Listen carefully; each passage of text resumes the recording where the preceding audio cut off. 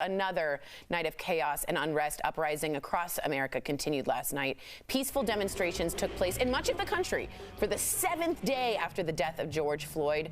This was the scene in Phoenix, where protesters kneeled together in solidarity.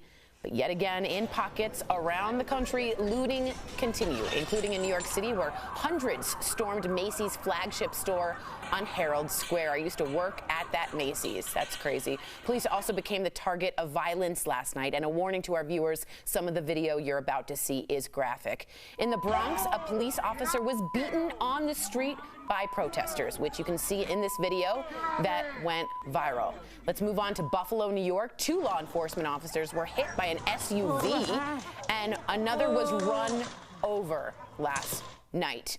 Let's move to St. Louis. 4 police officers were shot in downtown St. Louis, where police and protesters clashed repeatedly throughout the night.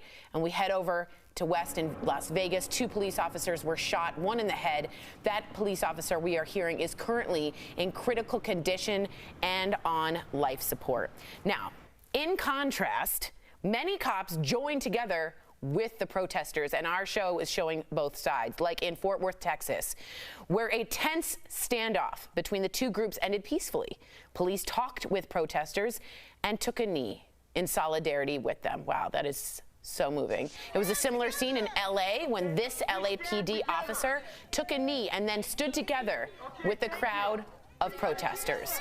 And in Denver, our hometown right here, demonstrations were peaceful yesterday, with the police chief actually joining protests and protesters arm in arm during their march. Meantime, many police officers are horrified by what happened to George Floyd and are speaking out against the use of force. So let's give them a listen. Take a look.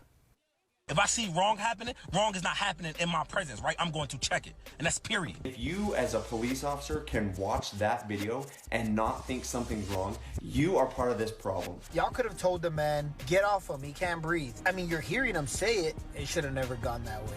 Rest in peace, George Floyd. It's time that we take these bad officers and speak out against them and start holding them accountable and hold them to the same laws that we expect citizens to abide by.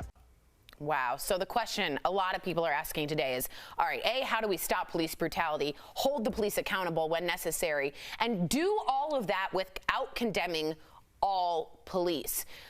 Erica, I saw someone put up a meme that said, if I were a teacher and another teacher of mine was found to be, let's say, a pedophile or someone who did something wrong, I don't stand in solidarity with that teacher. I go against that teacher. Why do the police always have backup from other police officers? You know, I've said this a million times, but I really do believe that an indictment on one police officer almost automatically, there was a feeling like it indicted the entire precinct, all police officers. And I think that at this point, we're just seeing kind of like, I keep thinking of when I went to the oncologist with my mother when she was battling cancer. And the oncologist was talking about the importance of removing the tumor because the rest of the body didn't do anything wrong. And it's exactly what she said. The rest of the body didn't do anything wrong. And we don't want this cancer to infect the rest of the body. Now you have police officers who are cancers in their precincts, they're cancers in their community, and they have infected the rest of the police body. And now that police officers are stepping forward and saying what we've been waiting for them to say, and I understand there were safety issues, there were issues with a lot of things. I get some of the reasons why people may not have come forward before, but this is what has happened as a result. Interesting. I think that's a great metaphor with the cancer, because that really plugs us into what it looks like. Lindsay, how do you feel about the situation of not wanting to call all cops bad, but also trying to realize this institutionalized police protection isn't getting us anywhere either? Yeah, I think we have to understand that people who join the police force join into something that is similar to a brotherhood. And because I have uncles and friends in New York that are part of the NYPD, I can understand this from their perspectives. But I think it turns into more of a gang if you protect somebody who you know is bad.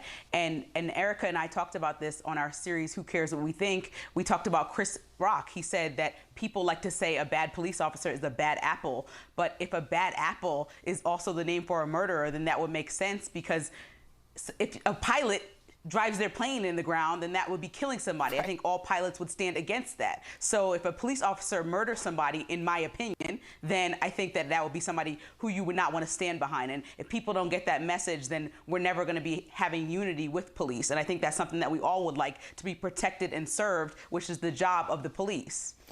Well said. And again, I just want to remind everyone that it's been 7 days since George Floyd's death, and those 3 other officers on video in a kaleidoscopic camera angles have still yet to be arrested.